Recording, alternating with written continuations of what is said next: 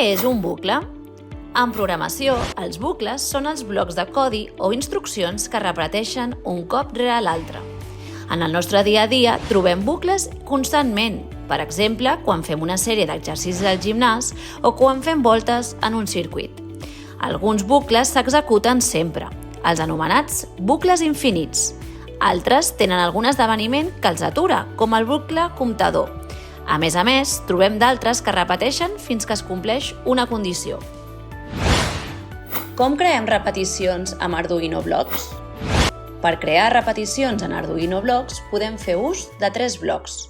El bloc bucle executa les instruccions de manera infinita. Aquest bloc apareix inicialment en tots els projectes. Només n'hi ha un i no es pot esborrar. A la categoria Control trobem el bloc Repetir X vegades. Aquest bloc executa les instruccions un determinat nombre de vegades. Veiem un exemple.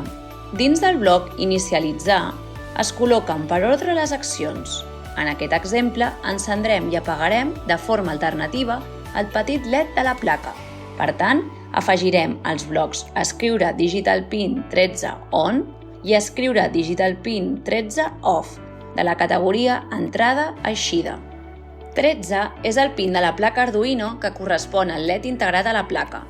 A continuació, mostrarem la paraula repetir a la pantalla OLED i al cap de mig segon esborrarem la pantalla.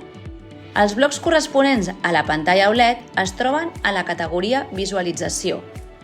Quan aquests blocs es repeteixen un darrere l'altre, es genera una intermitència. La pausa que col·loquem entre les ordres de la categoria Temps la utilitzarem simplement perquè el temps d'execució de la placa és molt ràpid i no tindríem temps a veure la intermitència. Després mostrarem el text. Ho hem fet 4 vegades.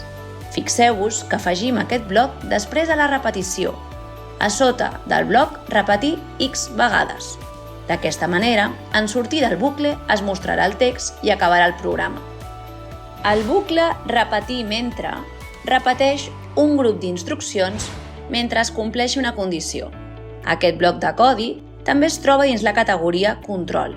Veiem una variació de l'exemple anterior utilitzant aquest bloc.